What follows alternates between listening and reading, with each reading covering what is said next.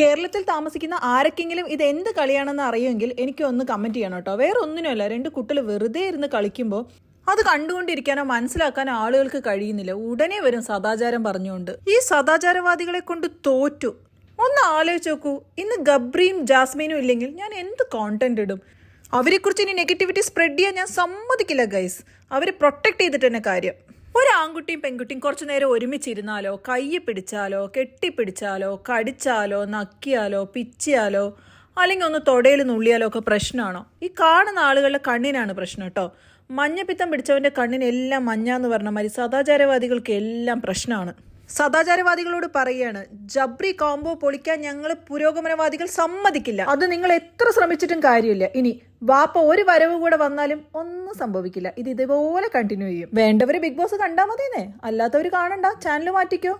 എന്തായാലും big boss നന്നായിട്ട് മുതലാക്കുന്നുണ്ട്.